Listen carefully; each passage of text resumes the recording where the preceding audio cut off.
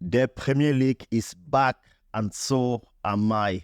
We're going to kick this one off with Manchester United versus Fulham. This is an interesting time for Manchester United because they have signed a couple of former Ajax players like De Ligt, Mazraoui, and of course, Lisandro Martinez is still there, Onana as well.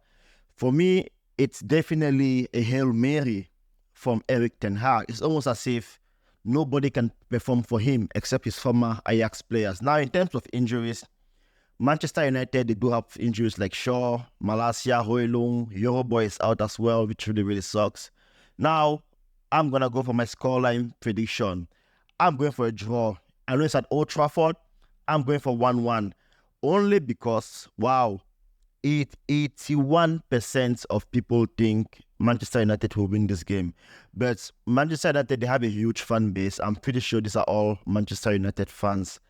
I'm going for 1-1 simply because Erik ten Hag came out and said his team are not yet ready for the new season. So if the coach doesn't think his team are ready, who am I to give them a victory? All right, so 1-1 for me. And on Saturday, Liverpool travel to Ipswich Town. Liverpool, they've had a really terrible transfer window so far.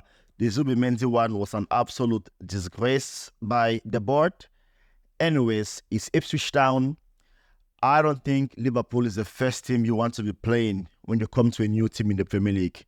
I am going for a comfortable Liverpool win, Let's see. 84% of people think Liverpool will win this one. Yeah, I agree with them. I am going for a scoreline prediction of Ipswich Town 1, Liverpool 3.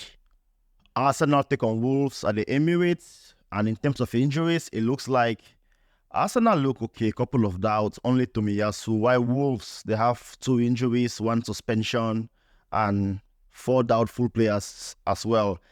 Look, for me, this is going to be like a warm-up game for Arsenal. But make no mistake, Wolves are no slouch. But Arsenal, for me, are just too strong right now. So I don't see Wolves getting anything out of this game.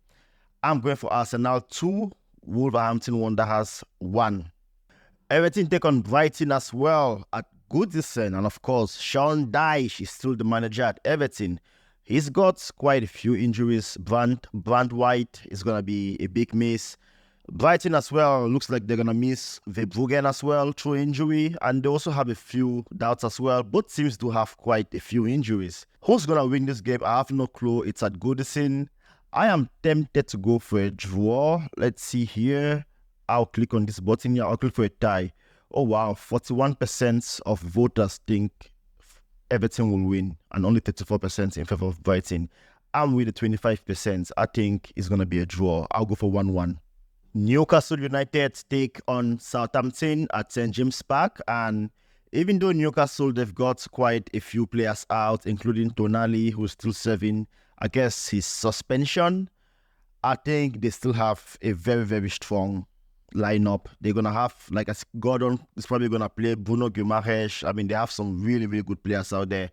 Southampton going to St. James Park, that is not the first game you want to be playing on your return to the Premier League because that is a notoriously difficult place to get anything out of. So, for me, I am going for a very comfortable Newcastle United win. I will go for 3-1 to Newcastle United. And of course, 83% of people agree with me. Nottingham Forest take on Bournemouth. Nuno Espirito Santo, he's going to want to build on what he started last season. Bournemouth last season were very good. Andoni Iraola, really good coach. But I tell you what, they have lost, what's his name? Solanke, right? Yeah, they sold Solanke to Tottenham. But I think they replaced him with another player. I think they just bought another player for a record signing. I might be mistaken. Do not take my word for it. But, wow, Solanke for me is going to be a big loss for them, Nottingham Forest at home, we saw it last season. They can be really awful to play against. I just think this game has a draw written all over it. I am going for a draw. Oh, wow. I tell you what, 47% of people think Nottingham Forest is going to win. That is kind of surprising to me. Wow. I guess they are underestimating Bournemouth, but that just tells you how important Dominic Solanke was to this team. Now, I'm going with the 23% here who think it's going to be a draw. So, scoreline prediction, I'm going for 2-2. West Ham is going to take on Aston Villa. I tell you what, these two teams are going to be very, very interesting to watch this season. And of course, West Ham got rid of David Moyes in favor of a more progressive manager in Julien Lopetegui. So, but let's take a look at injuries here. West Ham, just a few doubts why Aston Villa are missing Tyrone Mings, Kamara as well. But I tell you what, in terms of the potential starting 11s, both these teams can expect to put out two really, really strong teams. Wow, West Ham, Fulkrug, my goodness, Paqueta, Soucek, James Ward-Prowse, throw in Wan-Bissaka in there, and they have a really good team. Aston Villa themselves, they've strengthened their midfield with Amadou Onana. What an absolute beast in midfield. Wow. I tell you what, this game would be really, really interesting. West Ham are at home. I have no idea what to pick. I tell you what, I'll go for West Ham because they're at home. They will be really, really, what's the word? They'll be really, really motivated. You know, new season, new manager. They've made some really, really fantastic signings. I think their fans will be up for this one. I'm going for a victory for West Ham. Wow. You see, it's really, really close. 40% think West Ham will win. 37% think Aston Villa will win. So it's really, really close, which is what I really, really expect, right? But I'll tell you what, I'll go for a scoreline prediction of 3-2 in favor of West Ham. Brentford take on Crystal Palace. I tell you what, Brentford, they are putting together a pretty decent team, especially in attack, okay?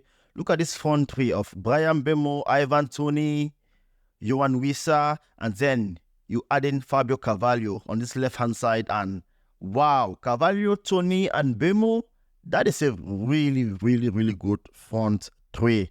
Crystal Palace themselves, I mean, I'm kind of surprised. I thought this Eze guy, I thought he was sold. Am I confusing him for someone else? Please let me know in the comment section if I thought a player from Crystal Palace was sold to Bayern Munich. I thought it was Eze. You know what? I'm sorry, guys. My memory is failing me right now. But I tell you what, in terms of the scoreline prediction, I am going with Brentford. I really like what I'm seeing with Brentford's attack. Let's see here.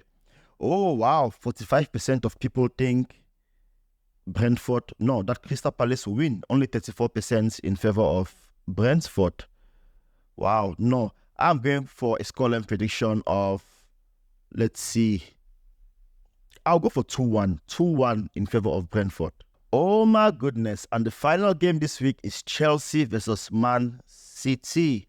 Wow. I have to say the Premier League schedules, or whoever draws the schedules, does not like Chelsea because last season, their first game was against Liverpool. And this season, you can make an argument that it's worse against Manchester City, even though it's at home. But I'll tell you what, these are the games where Chelsea tend to rise.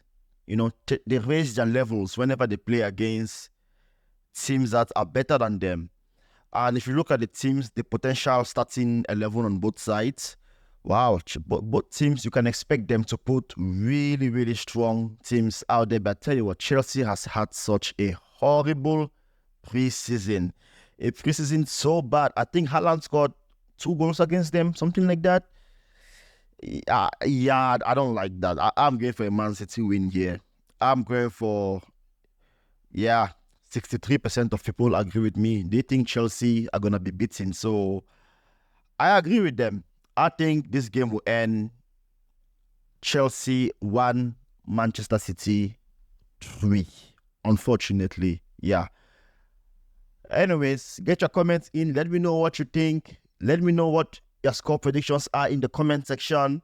I love you all. I will see you soon.